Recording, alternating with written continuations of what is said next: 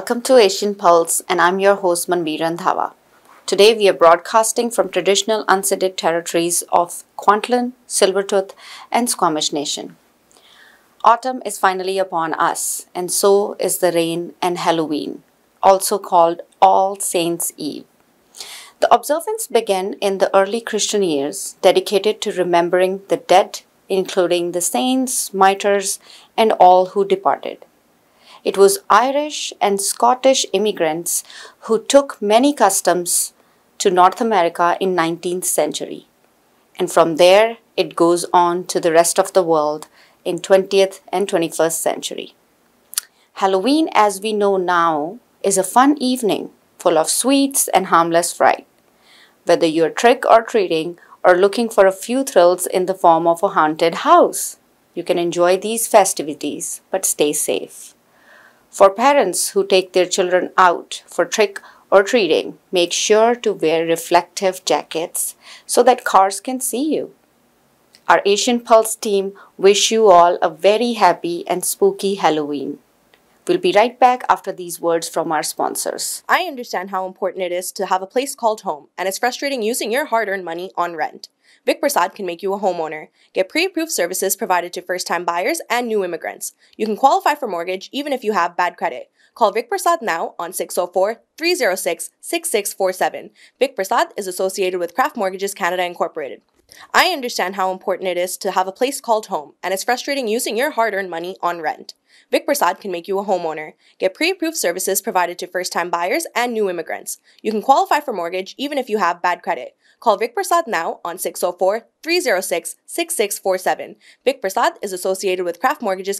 For astrology service, life horoscope, and fortune telling, marriage problem, love problem, divorce problem, money problem, personal or business, all types of puja and havan. Call Pandit Lakshminath Guruji 1604-849-4872, serving Alberta and BC. Arvind's Curry and Cocktail, Indian cuisine. They do catering for all occasions and they do free delivery. Please call 604-515-1070. Address is 420 6th Street, New Westminster. Open 7 days a week from 11 a.m. to 9 p.m. For deliveries, call 604-515-1070 or arvindscurry.com. Thank you, sponsors. If you would like to highlight your business on the show, please email us at asianpulse@gmail.com. In our last episode, we were talking about October as Women's History Month. So today, we have in our studio an inspiring woman, Eleanor Strucco, MLA from South Surrey, who just got re-elected as an MLA with BC Liberal Party. If you all remember her, she used to be a very regular guest on our show as a spokesperson for Surrey RCMP team. Let's have a look. Hello and welcome to Asian Pulse. My guest today is no stranger on our set and on this show. We have always chatted with her in a uniform, and that is she used to be the spokesperson for the RCMP in Surrey, and she used to come and talk about Halloween safety and drinking and driving during Christmas time and all these different time of the year when we have issues. Then we always invite Eleanor Strucco to come into the studios and talk and educate the community on what we need to do, what we can do, and what we can't. So that was another hat that she was wearing until a month ago, when she got elected as a MLA with the Liberal Party in South Surrey. Thank you so much. Thanks, Camilla. This is actually my first studio interview since I've been elected. So thanks for having me. I'm glad to be here in the community on Asian Pulse. Congratulations. Thank you. And when I first found out that you were running, I just said to myself, oh my good, I know, you are pretty brave. But I think the election that you have ran for a couple months or even more than 4 months, 5 months, because you stepped down as a RCMP officer and took a leave of absence, right? I did. I took a leave of absence starting when Stephanie Cadieux, the former MLA, when she resigned to go work for the federal government.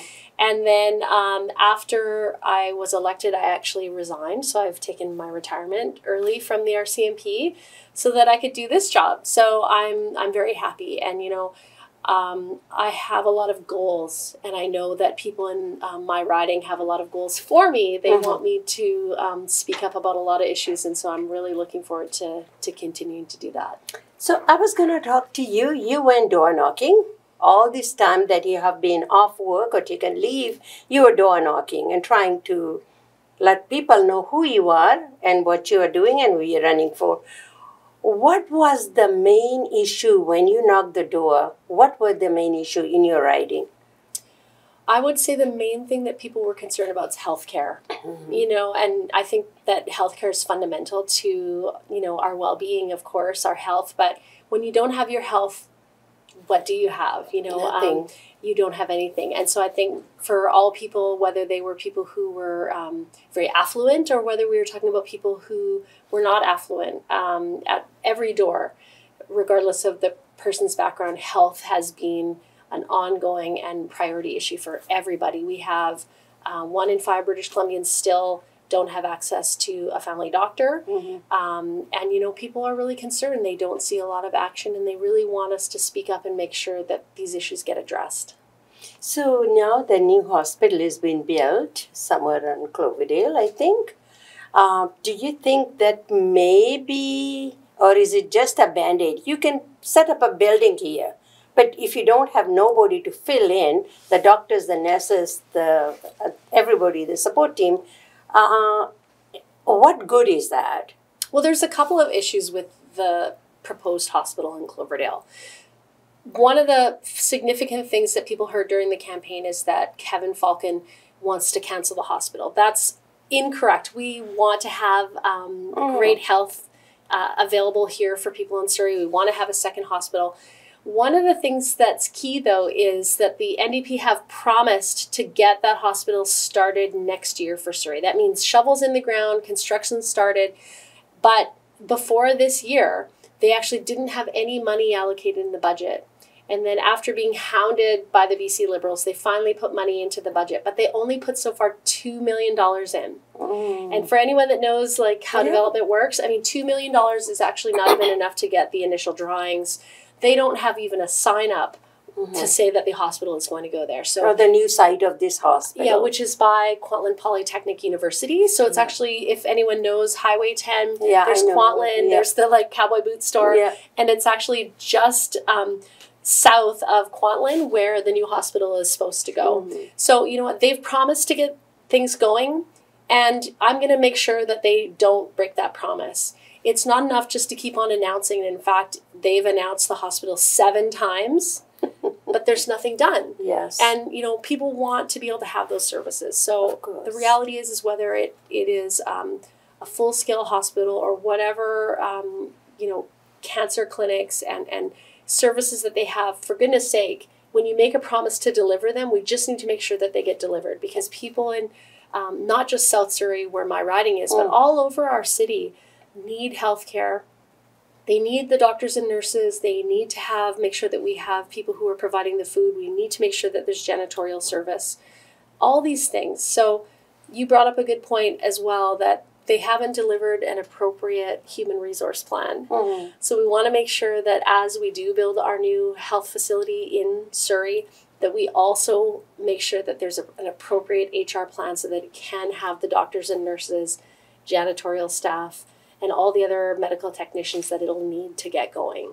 I mean, there are about 1,000 people move, or somebody told me 1,300 people move to Surrey every month. Just figure that out by 12 times a year, how many new people are coming. And obviously, they need schools, they need hospitals, they need rec facilities, they need a lot of things, right? So you just cannot do the talking and no action. No, you have to deliver. You need to deliver, because, I mean, people have voted you in to be, and these are taxpayers' dollars, right? So 100%. You know, so this is the thing, you know, the NDP's made a lot of promises. but they have failed to deliver. So, you know, I had my first week in the ledge last week. I think lots of people saw me on the news. I am about making sure that we're holding them to account. It's not enough to say you're going to do something. That helps no one. It's actually getting those services delivered that is going to start making a difference. Whether we're talking about healthcare or whether we're talking about affordability, crime, just announcements and lip service isn't enough. So I'm actually really enjoying the opportunity to represent the community. I've had a lot of positive feedback. People have written me, and that feels great. And, you know, I want to, please keep writing me. And you are a new MLA, just sworn in, right? Yeah, and I want to encourage people to keep on writing me. You know, phone my office. If there's things that, you know, what is it that you want me to continue addressing? Because I'm ready to continue to stand up and to fight for the things that the community needs. And that's my job right now as a member of the opposition. So we have to continue to hold the government to account, just as when the Liberals were in power, we had the NDP holding us to account. That's how our government functions and works. But without that constant pressure, unfortunately, it doesn't seem like much is going to get done. You know, when you said that healthcare was the main issue when you're knocking at the door, but crime is also an issue. When you talk about crime, I mean, I'm a news junkie, so I watch news all the time. You know, in 1 hour time, whether it's global, it doesn't matter what TV I'm watching, about half of the time on the news is taken over by crimes or, you know, innocent crime that crime or every day in Vancouver, that's what the stat says, a stranger attacks. And not just in Vancouver, but other places too. As a mental health, there is not enough housing, not enough social programs. I think we can talk all we want, but there is nothing seems to get any better. Well, that's one of the things specifically that we spoke about in our first week in the legislature, which is addressing random attacks, addressing whether you want to call it a revolving door of justice, catch and release. People have heard us talk about that. There is a significant problem with chronic repeat offenders, or sometimes they're called prolific offenders, who are committing multiple crimes, often violent crimes, who are then released back out into the community, even though they pose a risk to public safety. So this is something that we've been pressing the government to address. There are things that this government could be doing immediately to take action on that issue. Unfortunately, once again, they've deferred, and they're saying this is all Ottawa's fault. They're going to be meeting with federal justice ministers to discuss the issue, but there, unfortunately, lack of inaction. Every time that they are not addressing this issue, we see on average 4 more random attacks just in Vancouver alone. That doesn't include what happens in Surrey, New Westminster, across our province. And so, you know, I'm glad that they finally stopped denying there's a problem. In the beginning of this year, they denied there was even a problem. They said it was just dangerous rhetoric put out by BC Liberals. But, you know, but then according to their own study, they could see that violent random attacks have risen. So it's not just dangerous rhetoric. These are actual dangerous activities that are happening. Finally, they've stopped being in denial. But unfortunately, their first course of action is a discussion with the federal government instead of taking immediate action, which in the legislature, our current Attorney General, Murray Rankin, had said that he could provide further direction to Crown Counsel, but he hasn't done that. So, you know, I'm frustrated on behalf of my constituents. I think British Columbians are sick and tired of turning on the news like you and seeing innocent people attacked. Frustrated to see that people who have a serious and significant history of violent crime don't appear at least to be being held accountable. And we need to find a better balance between respecting the rights of people accused of crimes, but then they're victims. Victims have rights too. And we have to make sure that we remember that public safety is a priority, even within the reasons that a person is allowed to be kept in custody by the court. Public safety is actually a significant factor in that. So we want to make sure that that is respected and that we can restore people's confidence in our justice system and make sure that they feel safe. And I think there are so many people, they've given up on the system because they don't feel safe to go out. Yeah. Because they said, we don't know. I mean, this guy, and they dodge if somebody is coming. Not everybody will be attacking you, but I think we have just lost faith in humanity.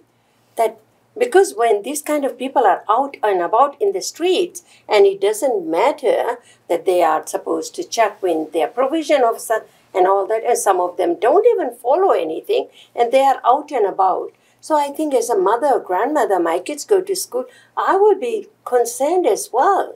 So, I mean, we are living in a society, it seems like anywhere you move, that we don't feel safe. Well, you know what I would say, too? And it's not a good thing to say, you know, I should not for be, sure. You know, but sometimes I, as a woman, I feel that way, too. Well, I want to remind people, too, and I'm very a tough on crime type person, you know, and I want to make people feel safe. And I want to make sure that we're doing our best to look after people. But I would remind everyone that we often see a lot of publicity on a small number of events. Yeah. That prolific offenders within British Columbia, especially those committing violent crimes, are a small portion of the community who create a large amount of fear. Yeah. And that overall, our communities are safe. Surrey, you know, you can still go out in our community. Even in Vancouver, we need to be able to. But there are some areas with this small population that are absolutely stirring up fear and absolutely causing people to feel like they are not able to go into their downtown core, not just in Vancouver, but even here in Surrey, in Kelowna, in the interior, up north, many places. But don't lose hope. Yes. Because you know what, this is what we're doing. Yeah. The reason why you see me in the ledge and see my leader, Kevin Falcon, and you see the BC Liberal Caucus pushing so hard is that we can fix it. Yeah. And we know that this government has the power to do the things that will help keep you safe. So don't lose hope. We're going to keep fighting to make sure that we do the right thing because everybody deserves to feel safe in their community. The residents of Surrey deserve to be able to feel safe going to SkyTrain, for example, or going to our civic library or walking downtown in our core. And that's my goal. My goal isn't just to stir the pot and point fingers and to, be angry with the government for their lack of inaction. We also want to propose solutions and make sure that you can feel safe in the city. Changing the subject from the crime, you are also a critic for the education. Yes. With the Liberal Party. And you just been sworn in, 3 weeks ago? Just a week ago. Oh, just a week ago, not even 3 weeks. So you're just feeling the water. You're just dipping your feet in the water, trying to find out what are the issues. So what are you, and the school, and always there is an issue with schools in Surrey and maybe in your riding too. There are a lot of portables and the winter is coming and there is no proper heating and things like that. So what I know, you are not the government in power, can make the difference. But with the NDP, we have had this issue with portables as soon as I can remember since when. But there are more and more portables coming on instead of putting the construction and building proper school. So what is your take on that? Well, the portables have been there for a long time. In fact, even when the Liberals were in government, I have to admit that we also had portables. But in 2017, when the NDP were campaigning and were elected, they promised that they would remove the portables in Surrey. And in fact, they've actually increased portables in Surrey by 100 portables. So it's a failed promise. But, right now, some of the significant issues that are affecting our schools, and I just had some meetings up north with some stakeholders in School District 60, I believe it is. It's their ability to recruit and retain teachers. Just like a lot of sectors right now, there's labor shortages. And we want to make sure that every school district here in Surrey, of course, and across the province have the ability to retain and to hire quality educators. So, one of my priorities is to speak with BC Teachers Federation, speak with school districts, make sure that I can press the government to help them to recruit and retain quality educators so that we have great quality education for our kids.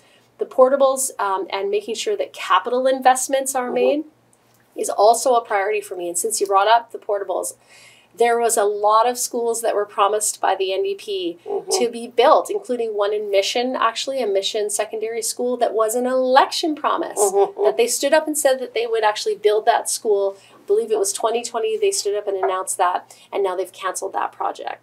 So, you know, there's a lot of people out there that voted NDP because they needed a school for their kids and they believed in that promise. Now they have nothing but disappointment, and a school that I believe was built in the 50s. That is not acceptable, particularly when you make a promise.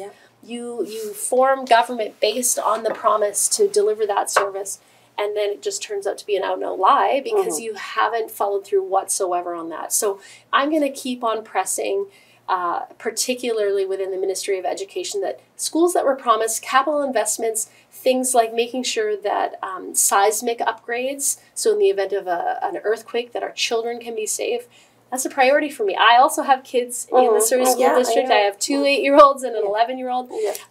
So I know what it's like. You worry about your kids. The last thing you want to worry about is that they're in a structure that might not be safe if we have a disaster. So that too is a priority for me.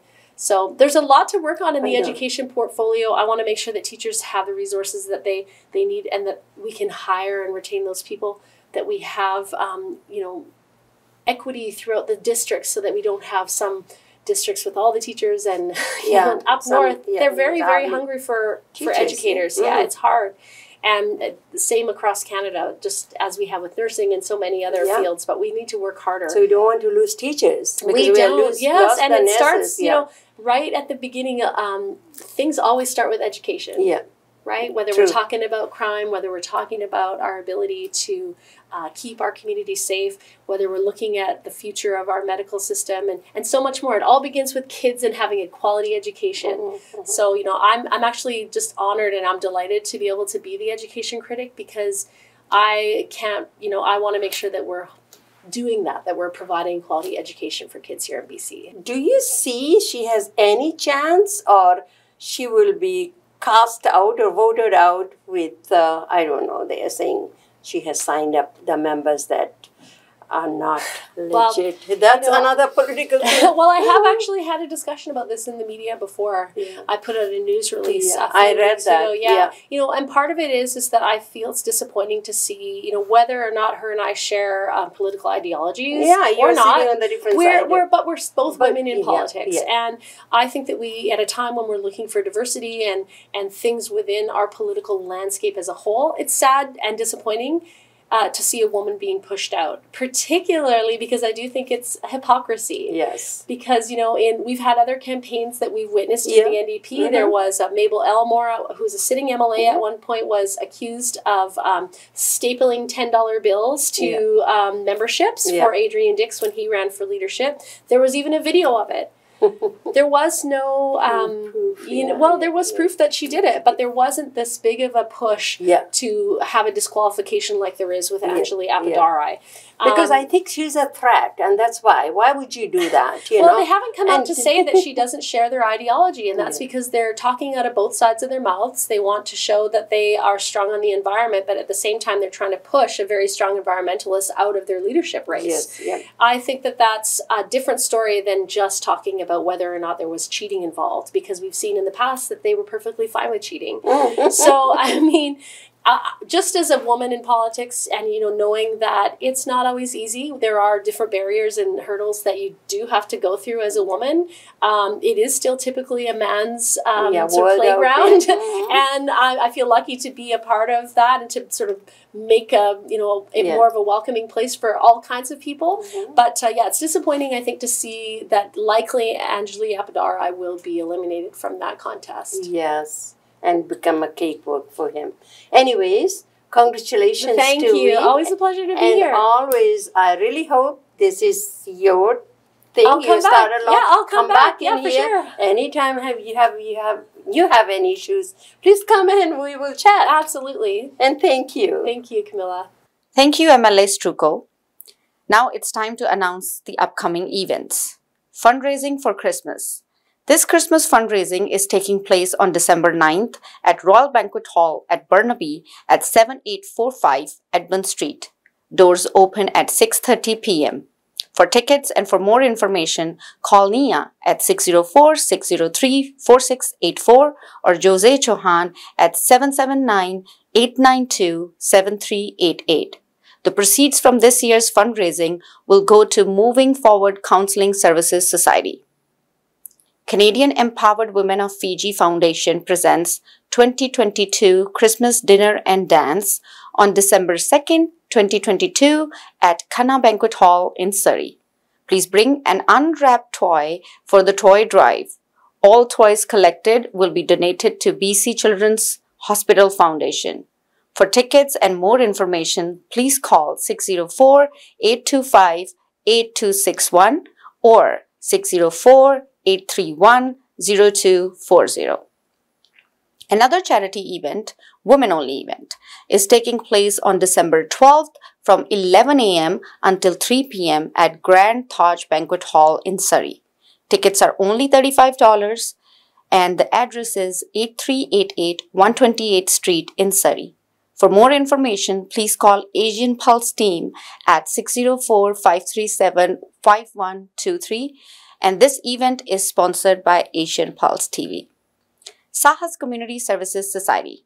It provides a helpline for people who are in crisis and want to talk to someone.